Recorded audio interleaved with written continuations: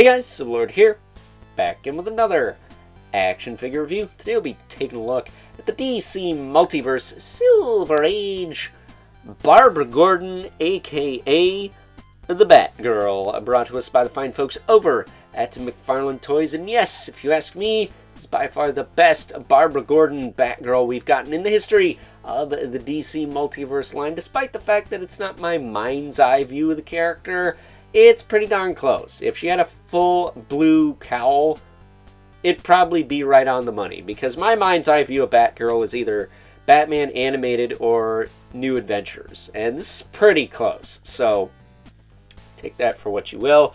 Why don't we cut right to the chase and get into the meat and taters of this review and take a look, see at all she has to offer in terms of accessories, starting off with the collectible trading card. There you go. Bio on the back, her name's Barbara Gordon, James Gordon's daughter, helps Batman kick the shit out of motherfuckers. There you go. And let me tell you what, in Batman animated series, she throws down and whoops some serious ass. So, you know, all you people complaining about the lack of strong female characters, just go back in time and, you know, watch stuff that came out before that was a thing. But as far as accessories go, I have a grapple gun and a batarang, which is huge and warped, and I don't care. This is fine.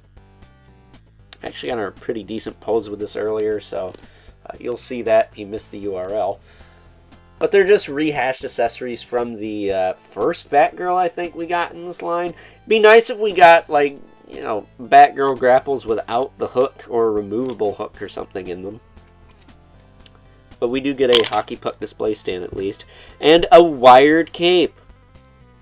I think this is the only Barbara Gordon to have a wired cape, so that is cool. Some people said her head's a little big. I don't really see that.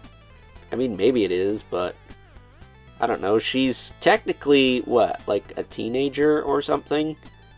So that doesn't really bother me. I mean, it's Batgirl, not Batwoman. So she's either a teen or, like, in college.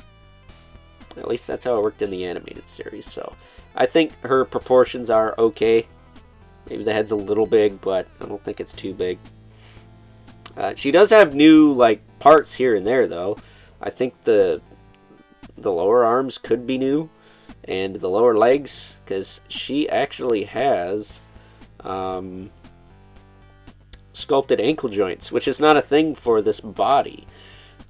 This could also be a brand new body. I have no idea. All I know is that she actually has a diaphragm joint that's worth a shit. What is going on here? It can lean back. It can tilt. It can rotate. It can do your taxes. No, I'm just kidding. Her head is on standard ball joint. Feels like her hair is on its own joint, but it's probably just a gummy piece glued into the head.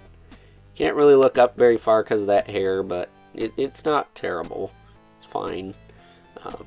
Yeah, it does feel like a couple of pieces, though. Shoulders will go out, back down, forward and back. She's got the beautiful butterfly or rotator cap in there. She's got a bicep swivel, double elbow. Crunches up nicely. Doesn't look too atrocious either.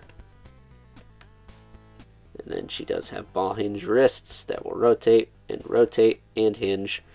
She does have the ball jointed waist. She can lean back and forth a little bit. Hips will kick out, back down, forward, back. She does have a little thigh cut on the other side. And she actually does have a thigh cut. I mean, it's more of an in than an out, but it's better than jack crap, isn't it? Double knee. Jack crap, or should I say jack shit? She does have ball hinge ankles that will rotate, hinge, and pivot. And then she does have toe joints. And then she does appear to have a little bit of tread on the boots. I don't know if that's accurate or not, but it doesn't bother me. What does kind of bother me is that we got the taffeta cape. I prefer, like, the more t-shirty material, but I guess it's better than a piece of plastic, which is what that one that comes out with Red Tornado's getting, which kind of sucks.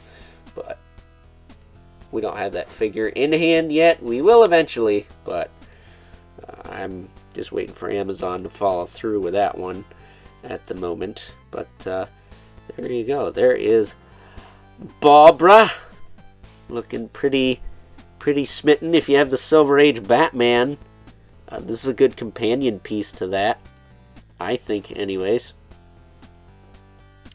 Since I missed out on freaking Silver Age Robin, I guess she's gonna have to do. I also heard that this will work with like a Justice Society, like a Earth 2. So maybe if you get that Earth 2 Batman, she'll pair nicely with him as well. But at any rate, at the end of the day, it is the best Barbara Gordon we've gotten in this line, and potentially the only one we'll get in this line with a wired cape. I don't know why they keep going back and forth with wired capes, and then soft goods capes, and then soft goods capes made out of taffeta that don't hang right, and then plastic capes. Can we just have a little bit of consistency, please? Or thank you? That would be great. Alright? You only got 1 year left, man. You might as well make the best of it. So that being said, it's time now that we move right along and take a look at some size comparisons. First up, here is good old Barbara Gordon, aka Batgirl. Alongside the other figures available in this DC Multiverse wave, we have Edward E. Nygma, aka the Riddler from Batman Hush, as well as Jonathan Crane, aka the Scarecrow, who we've already taken a look at here on the channel. So please check that review out if you haven't already. Would really appreciate it if you did. And yeah, since Barbara Gordon is a lady, I think the scaling works particularly good here, especially with the Scarecrow since he's a little bit larger than normal. So getting these two out of the way, so we can make way for our two regulars, the Mythic Legion's Brother Manibelith, right here, dropping his mace. Is he dropping his... I guess not. Make me look stupid, will you? We also have the infamous 11 Spawn, who, as usual, yeah, in this case, towers over everyone. So, with that being said, it's time now that we wrap things up with some final thoughts.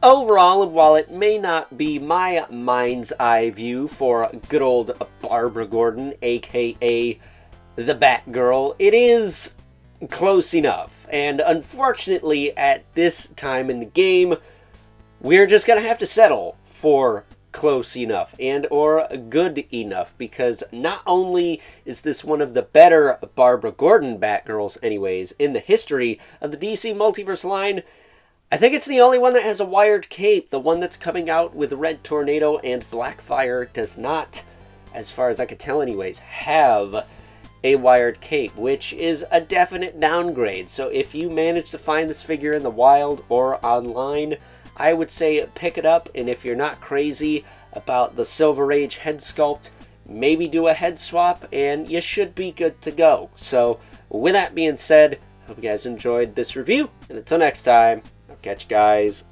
later.